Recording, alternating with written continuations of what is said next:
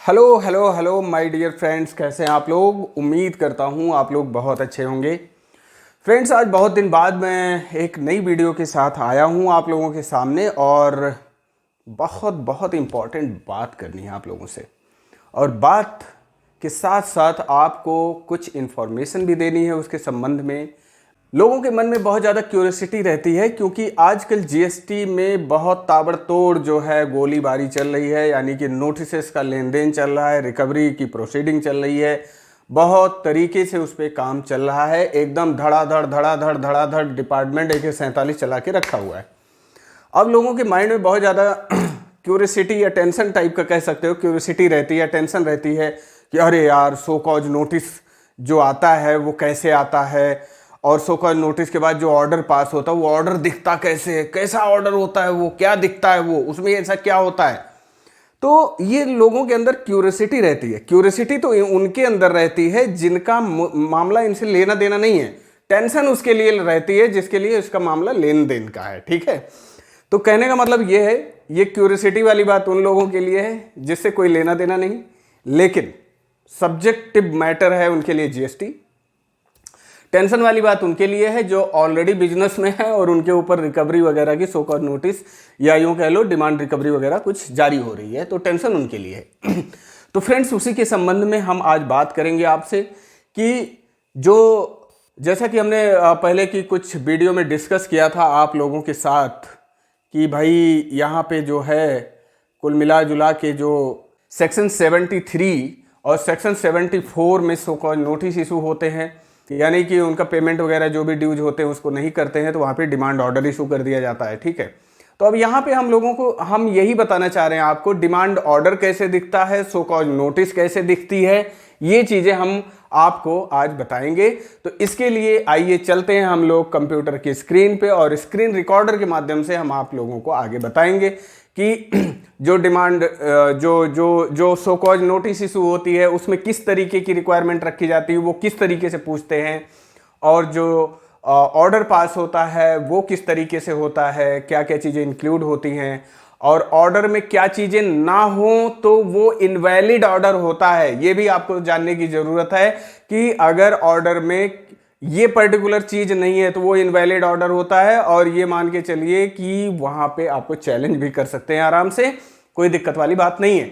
तो आइए जरा उसी पे हम लोग डिस्कस करते हैं और समझने की कोशिश करते हैं, अपनी क्यूरियोसिटी को बरकरार रखते हैं और समझने के बाद अपनी क्यूरियोसिटी को खत्म करते हैं। तो आइए मूव करते हैं टॉपिक पे।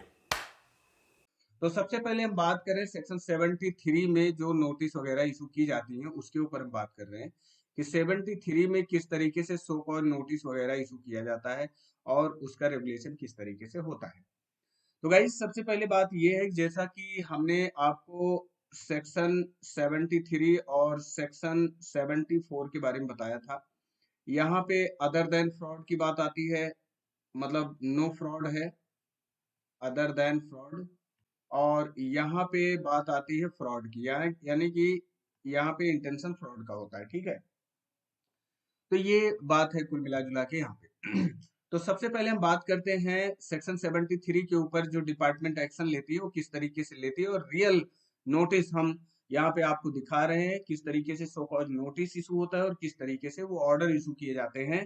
तो अब यहाँ पे कुछ इंफॉर्मेशन है, जो क्लाइंट की इंफॉर्मेशन है उसको यहाँ पे हाइड कर दिया गया है। बस यहाँ पे जो है आपको केवल केवल ये चीज दिखाने की कोशिश मैं कर रहा हूँ कि यहाँ पे क्या चीजें शामिल की जाती हैं इंटीमेशन में। ओके, तो आइए जरा समझने की कोशिश करते हैं ये किस तरीके से काम करता है। जहाँ पे बोला जाता है intimation of tax ascertained as being payable under section 73 subsection 5, कि भाई कुछ टैक्स जो है असर्टेन किया गया है, निर्धारित किया गया है, जिसका पेमेंट आपको करना है, और वो जो टैक्स का निर्धारण किया गया है वो सेक्शन 73 सबसेक्शन 5 में किया गया है। पूरी तरह से यहाँ पे सेक्शन का रेफरेंस भी देंगे, जो कि इसका प्रोसीजर दिया गया है रूल 142(1)A में, कि अगर आप 73 सबसेक्शन 5 में आप जो है कोई इंटीमेशन इशू करते हैं तो उसका प्रोसीजर क्या होना चाहिए। तो ये है रूल 142 के प्रोसीजर जो उसमें दिए गए हैं, उसको फॉलो करते हुए ये आपको इंटीमेशन देते हैं। तो दोस्तों, यहाँ पे जैसा कि बताया गया है कि सब्जेक्ट यहाँ पे दिया जाता है केस पेंडिंग रेफरेंस नंबर, ठीक है। Brief fact of the case यहाँ पे दिया जाता है कि किस वजह से जो है आपकी लाइबिलिटी यहाँ पे आई हुई है, क्या रीजन है। तो यहाँ पे दे रहे हैं the ITC availed and utilised in GSTR 3B is more than the ITC admissible as per 2A, the difference in ITC is not admissible. ये कह रहे हैं कि भाई 3B में जो आईटीसी आपने लिया हुआ है ना, वो 2B के आईटीसी से मिसमैच है, ठीक है। कुल मिला के ये मिसमैचिंग का है, तो उसके संबंध में हम आपको डिफरेंस का जो है वो नोटिस दे रहे हैं, सो इंटीमेशन दे रहे हैं, और इसको आप जमा करवाइए। यानी कि मान लीजिए 3B में आपका जो है, 3B में आपने इनपुट टैक्स क्रेडिट 100 रुपीज लिया, लेकिन 2A में ये था 80 रुपए, ठीक है। तो अब ये जो 20 रुपए था, ये 20 रुपए इन एडमिजिबल है, तो उसी के रिगार्डिंग 20 रुपए की रिकवरी के लिए ये जो है आगे ये प्रोसीजर किया गया है डिपार्टमेंट द्वारा। As per section 73 subsection 1 of Uttarakhand का केस है and rules made thereunder UK GST, ठीक है। आगे कह रहे हैं कि please refer to the above proceedings in this regard the amount of tax interest penalty payable by you under 73 subsection 5 with reference to the said case as ascertained by the undersigned in term of the available information as given below। वो कह रहे हैं भाई हमारे सामने जो information उपलब्ध थी, अवेलेबल इंफॉर्मेशन के बेस पर हमने आपका टैक्स कैलकुलेट किया है, और इस तरीके से मैं आपको दे रहा हूं, और इसका आप पेमेंट करिए, ठीक है। अब उन्होंने क्या किया कि जो आईटीसी का डिफरेंस जैसे निकाला, जुलाई से मार्च तक उन्होंने निकाला कि सीजीएसटी का जुलाई से मार्च तक इतना अमाउंट पे करना था, एसजीएसटी का जुलाई से मार्च तक इतना अमाउंट पे करना था, टोटल उन्होंने ये आपको डिटेल बना के दे दिया, 61,178 पे करना है, ठीक है। आगे उन्होंने इंटरेस्ट पेनाल्टी और फीस की बात नहीं की है, तो आपको मैं बता दूं कि जो ऑर्डर है, जो जो समरी बना के ये देते हैं कि जो टैक्स वगैरह पे करना है, उसमें इंटरेस्ट अगर नहीं भी दिया गया है तो आपको इंटरेस्ट कैलकुलेट करके पेमेंट करना पड़ेगा, ये बात ध्यान रखना, भले ही उन्होंने जो है इंटीमेशन में ना दिया हो, ठीक है। आगे वो क्या कहना चाह रहे हैं आइए देखते हैं, और इसमें क्या इंक्लूड होता है। The ground and qualification are attached given below. तो अब वो कह रहे हैं कि भाई कुछ ग्राउंड्स वगैरह हैं जो हम नीचे अटैच कर रहे हैं। क्या कह रहे हैं, you are hereby advise to pay the amount of tax as ascertained above, जैसा कि ऊपर कैलकुलेट किया गया है उसको पेमेंट करने के लिए आपको बोला जा रहा है, with the amount of applicable interest. अब वो कह रहे हैं एप्लीकेबल इंटरेस्ट भी यहाँ पे लगाइए। अब बात यहाँ पे ये है कि इंटरेस्ट का कैलकुलेशन वो यहाँ पे क्यों नहीं दे रहे हैं, क्या आप बता सकते हैं। इंटरेस्ट का कैलकुलेशन इसलिए नहीं दे रहे हैं कि पता नहीं कब आप पे करो। वो इंटरेस्ट की कैलकुलेशन तो उस दिन तक सिर्फ निकाल सकते हैं जिस दिन वो ये लेटर आपको सेंड कर रहे हैं, ठीक है। लेकिन इंटरेस्ट का फिक्स नहीं रहता कि टैक्स पेयर कब पे करेगा, तो जिस दिन टैक्स पेयर पे करेगा उस दिन तक इंटरेस्ट कैलकुलेट करना पड़ेगा उसको, इसीलिए उसमें इंटरेस्ट का कैलकुलेशन नहीं होता है। तो ये वही कह रहे हैं कि भाई जो अप्लीकेबल इंटरेस्ट है उसको भी पे करिए इन फुल बाई 31 मई 2023। एक स्पेसिफाइड डेट दी जाएगी, इस डेट तक आप पे करिए, ठीक है। अगर इस डेट तक उसे आप पेमेंट नहीं करते हैं तो इसका मतलब क्या हो गया, इसका मतलब ये हो गया कि भैया अब जाके आगे ऑर्डर पास करेगा ऑफिसर, और इससे ज्यादा वो कुछ नहीं करेगा, ऑर्डर पास करके अब आपसे पैसा लेगा, ठीक है। आगे कह रहे हैं कि कि which show cause notice will be issued under section 73, जिसके लिए वो कह रहे हैं ना, you are hereby advise to pay the amount of tax as ascertained above along with the amount of applicable interest in full by 31 May 2023, failing which so cause notice will be issued under section 73 subsection 1। बात को समझिए, यहाँ पे ये है कुल मिला जुला के इंटीमेशन, बात को समझिए इंटीमेशन, ठीक है। इंटीमेशन पे अगर आप पे कर देते हैं तब तो ठीक है, इंटीमेशन पे अगर आप पे नहीं करते हैं तो आपको जारी किया जाता है SCN, ठीक है, सो कॉज नोटिस। अब सो कॉज नोटिस में भी आपको कुछ टाइम वगैरह यहाँ पे दिया जाएगा। सो कॉज नोटिस में जो टाइम दिया जाएगा उस टाइम तक अगर नहीं पेमेंट करते हैं टैक्स का, तब आपको क्या किया जाएगा, तब आपको इशू किया जाएगा क्या, ऑर्डर, ठीक है। तब इशू होगा ऑर्डर, और जब ऑर्डर इशू हो गया तब अब जाके कुल मिला के यहाँ पे अब आपसे रिकवरी की जाएगी। अब दोस्तों एक चीज अब आगे क्या है, in case you wish to file any submission against the above ascertainment the same may be furnished by 31 May 2023 in part B of this form. वो कह रहे हैं कि अगर आप इसके अगेंस्ट में कोई सबमिशन देना चाहते हैं कि ये जो कैलकुलेशन आपने किया है ना अधिकारी साहब, ये कैलकुलेशन गलत है, ठीक है, तो अगर इसके संबंध में आप कुछ सबमिशन देना चाहते हैं तो वो भी उसी डेट तक सबमिशन आपको देना है जिस डेट तक आपको पेमेंट करने के लिए बोला गया है, ठीक है। अब सबमिशन में क्या होता है कि जीएसटी ऑफिसर ने तो अवेलेबल इंफॉर्मेशन के बेस पर जो है ये टैक्स कैलकुलेट करके दे दिया कि भाई इतना टैक्स आपको जमा करना है। लेकिन कुछ केसेस में क्या हो जाता है कि यहाँ पे हो सकता है ऑफिसर से गलती हो गई हो, तो वही कह रहे हैं कि अगर आप कोई सबमिशन देना चाहते हैं इसके संबंध में तो आप दे सकते हैं 31 मई तक, ठीक है। हो सकता है ये इंटीमेशन विड्रॉ हो जाए, क्लियर।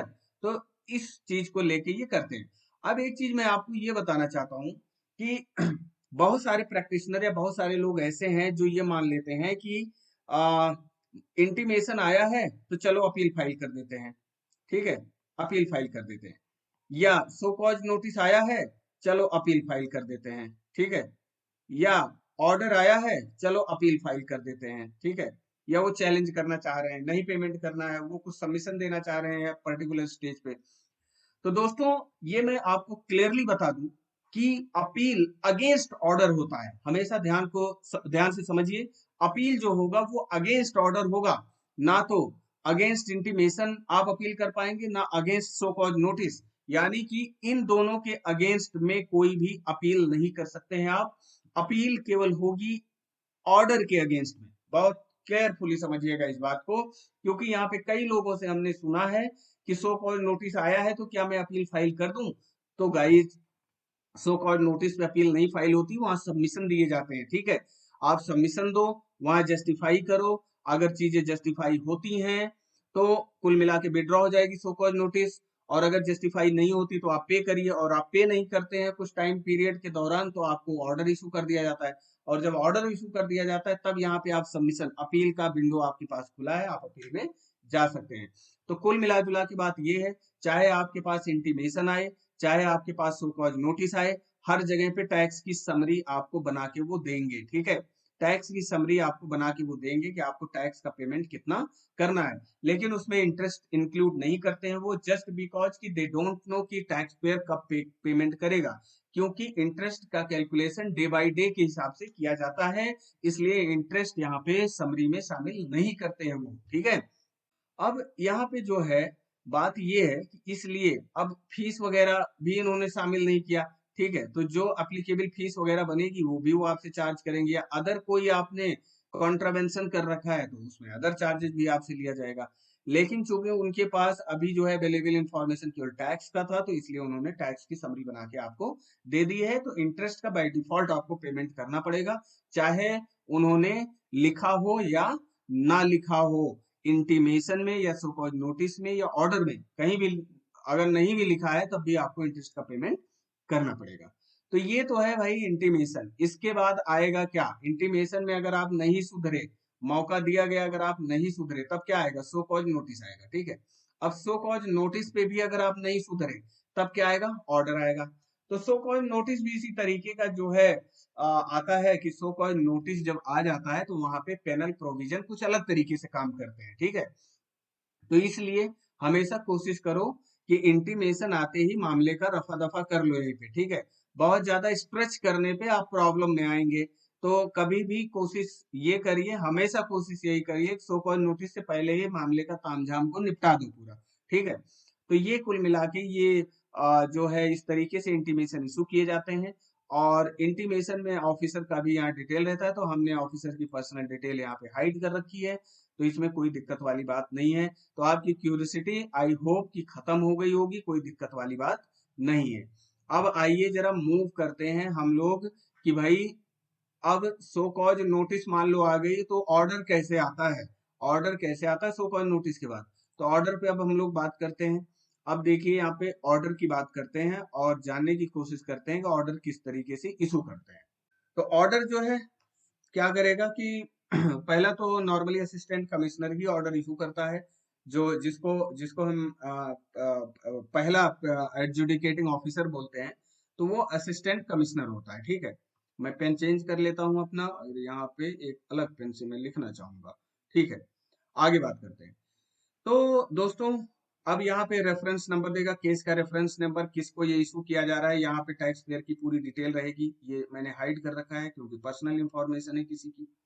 अब इस तरीके से यहाँ पे जो है, as per section 73(9) of UK GST act and rules made there under.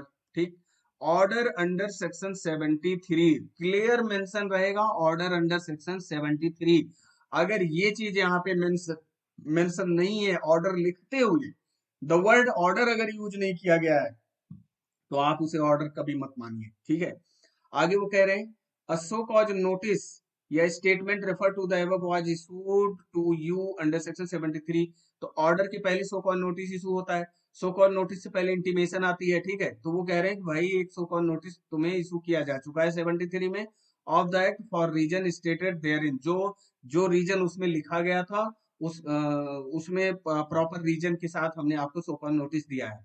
Since no payment has been made within 30 days of the issue of the so called notice by you।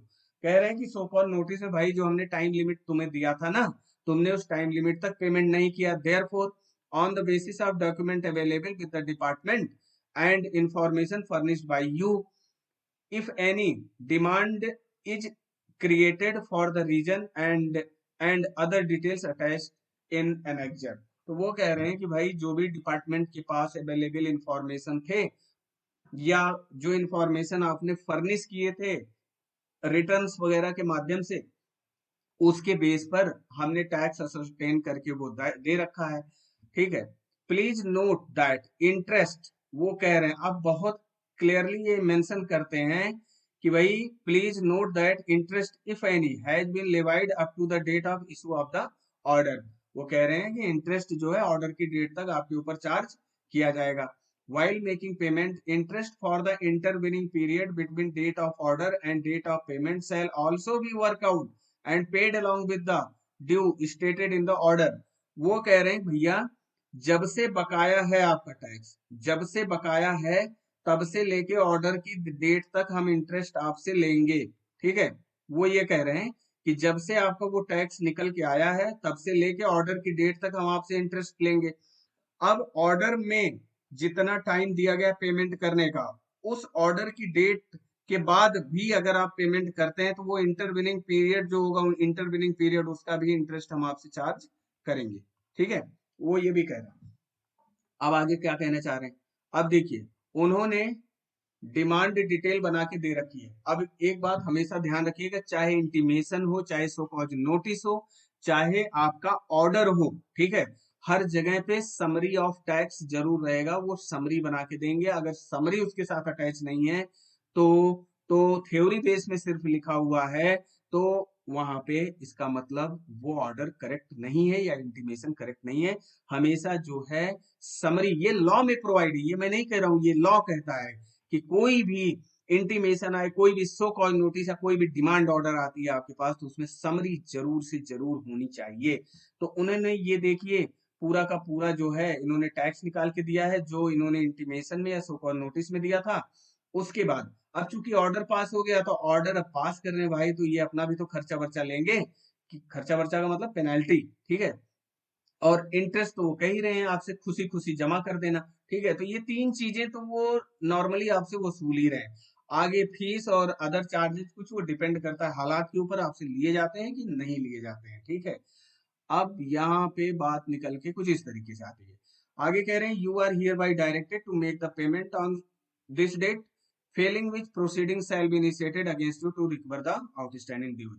तो बच्चों, बच्चों कह रहा हूं, तो भाई लोग ये बात ध्यान रखना, या बच्चे लोग ये बात ध्यान रखना कि हमेशा जो रिकवरी प्रोसीडिंग होती है वो ऑर्डर के बाद होती है। सर, बहुत लोग कहते हैं रिकवरी कब शुरू होती है, रिकवरी कब शुरू होती है, रिकवरी शुरू होती है आफ्टर ऑर्डर। बात ध्यान से समझना, आफ्टर ऑर्डर, जब किसी भी सो कॉल नोटिस के अगेंस्ट में ऑर्डर पास कर दिया जाता है, और ऑर्डर पास होने की जो मतलब ऑर्डर में जो टाइम लिमिट रहती है उस टाइम लिमिट में आप लाइबिलिटी डिस्चार्ज नहीं करते, तो दैट मीन्स कि अब आपके ऊपर रिकवरी प्रोसीडिंग सेक्शन सेक्शन 78, 79, उसके बाद तो बहुत सारी धाराओं की एकदम लड़ी लग जाएगी आपके ऊपर, ठीक है।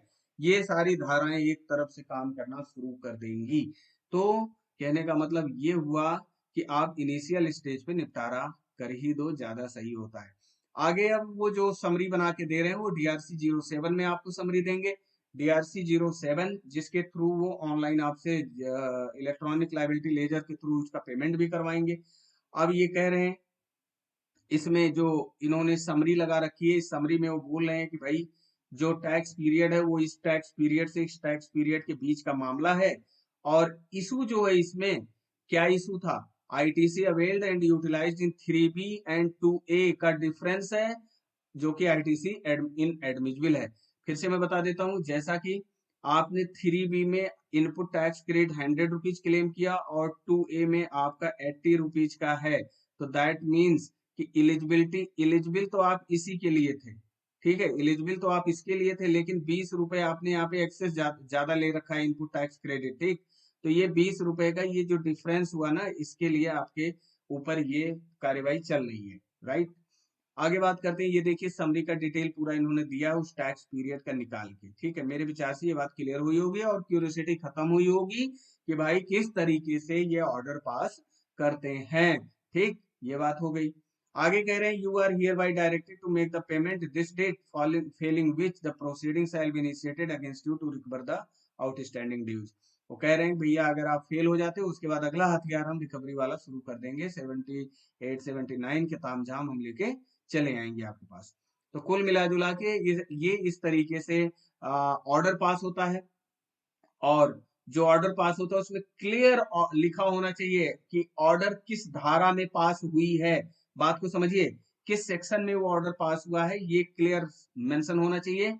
और समरी ऑफ डिमांड भी उसके साथ लगा हुआ होना चाहिए, भाई क्या क्या डिमांड आप कितना कितना और किस लिए कर रहे हो, उसका जो है आपके पास यहाँ पे फैक्ट्स भी, इशू भी इन्वॉल्व होना चाहिए, किस क्या इशू ऐसा क्या है जो रिकवरी आप कर रहे हो मुझसे, ठीक है। तो ये सारी बातें निकल के आती हैं।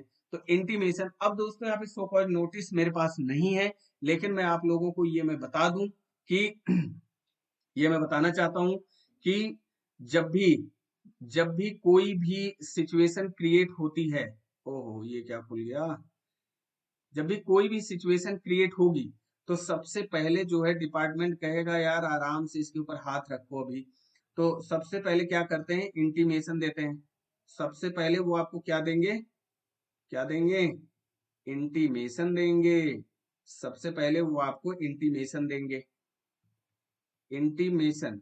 अब इंटीमेशन में कहेंगे कि भाई पेमेंट कर दे, क्यों आफत क्रिएट कर रहा है। इंटीमेशन में कुछ टाइम पीरियड देंगे, इस इंटीमेशन के टाइम पीरियड के अंदर आपको जमा करना है। अब फिर भी आप नहीं जमा करते, इसका मतलब अगली आफत पे आप आ गए, तो यहाँ पे फिर इशू कर देंगे वो सो कॉज नोटिस। अब सो कॉज नोटिस में भी वो कहेंगे कि भाई पेमेंट कर दे, कुछ टाइम पीरियड में दे रहा हूँ, आफत अगला मत क्रिएट कर, ठीक है।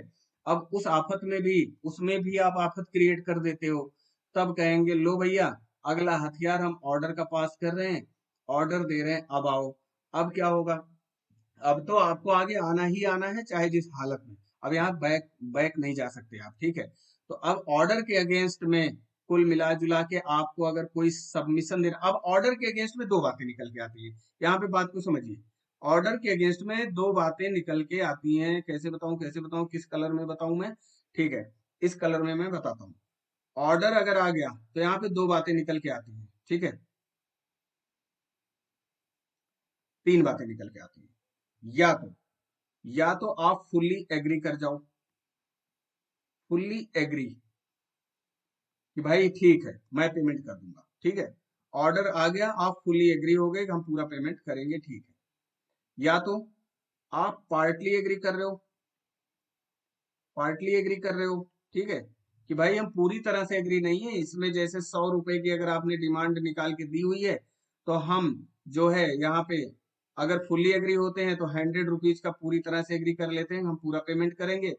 पार्टली एग्री अगर आप होते हैं भाई 80 रुपए तो मैं मानता हूं ठीक है, लेकिन 20 रुपए का मामला सही नहीं लग रहा है, तो आप क्या करेंगे फिर। अब इस केस में जो है अगला स्टेप आ जाता है, अपील में चले जाएंगे। अपील, अपील में चले जाएंगे 20 रुपए के लिए, ठीक है। 20 रुपए के लिए आप अपील में चले जाएंगे कि इसका मामला भैया सुलझवाइए, ठीक है। अब एक बात हमेशा ध्यान रखिए कि अगर मान लीजिए असिस्टेंट कमिश्नर ने कोई ऑर्डर पास किया, बहुत ध्यान से समझिए, असिस्टेंट कमिश्नर ने कोई ऑर्डर पास किया, ठीक, ऑर्डर की कॉपी यहाँ पे जैसे है, यहाँ असिस्टेंट कमिश्नर ने एक ऑर्डर पास किया, ठीक है। मान लीजिए असिस्टेंट कमिश्नर ने कोई ऑर्डर पास किया, अब उस ऑर्डर में उसने क्या कर दिया, एरर कर दिया, ठीक है, एरर कर दिया, गलतियां कर दी, कुछ फैक्ट्स को कंसीडर नहीं किए, ठीक है। अब ऐसे केस में क्या होगा, जो असिस्टेंट कमिश्नर जिसने ऑर्डर पास किया, उससे ऊपर की हायर अथॉरिटी के नॉलेज में वो चीजें होंगी। अब वो क्या कर सकता है, अगर उसे लगता है कि हमारा असिस्टेंट कमिश्नर जो है गलत ऑर्डर पास किया, ठीक है, तो ऐसे केस में वो क्या कर सकता है, उसको रिव्यू में ले सकता है, ठीक है, उसको रिव्यू में, या इसको कह सकते हैं हम रिवीजन में ले सकता है, ठीक है, रिव्यू या रिवीजन में ले सकता है इसको, ठीक। अब मान लीजिए एरर नहीं है, तो ऐसे केस में फिर क्या होगा, एरर नहीं है तो आप चुपचाप जो है अपील फाइल करेंगे, किसको, किसको, कमिश्नर अपील को, ठीक है, कमिश्नर अपील को आप अपील फाइल करेंगे। और अपील जो फाइल करेंगे वो APL 01, अब आप खुद ही ना फाइल करने लगना अपील, आप किसी प्रोफेशनल की मदद लेना, क्योंकि अपील फाइल करते समय कई चीजों का डिस्क्लोजर वहां देना होता है, जैसे फैक्ट्स देने होते हैं आपको, ग्राउंड ऑफ अपील देना होता है आपको, ठीक है, आप पर्सनल अपीयर हो रहे हैं या रिप्रेजेंटेटिव के थ्रू अपीयर हो रहे हैं, ठीक है। तो कई सारी चीजों का यहाँ पे इन्वॉल्वमेंट होता है, और अपील फाइल करते समय जरा सी भी गलती हुई तो आपकी कहानी वहीं पे अलग बन जाती है। तो इसलिए कभी भी अपील करो तो अपने ग्राउंड्स को एकदम क्लियर रखो सामने, ठीक है, कि हमारे ये ग्राउंड है, इस ग्राउंड के बेस पर हम इसको जो है डिनाई कर रहे हैं, या कहने का मतलब हम पार्टली डिनाई कर रहे हैं या फुल्ली डिनाई कर रहे हैं, तो आप इस तरीके से अपील में जा सकते हैं। तो मेरे विचार से फ्रेंड्स ये इतनी बात क्लियर हुई होगी और आपकी क्यूरियोसिटी थोड़ी सी जो है कम हुई होगी। तो उम्मीद करता हूँ ये वीडियो आपको अच्छा लगा होगा, अगर अच्छा लगे तो अपने लोगों तक इसको फॉरवर्ड करिए, वीडियो को लाइक करिए, अगर हो सके तो चैनल को भी सब्सक्राइब करिए, क्योंकि ऐसी और अपडेट मैं समय समय पे देता रहूंगा। बहुत बहुत धन्यवाद, आपने अपना बहुमूल्य कीमती टाइम दिया इस वीडियो के साथ, आपका बहुत बहुत शुक्रिया। Take care.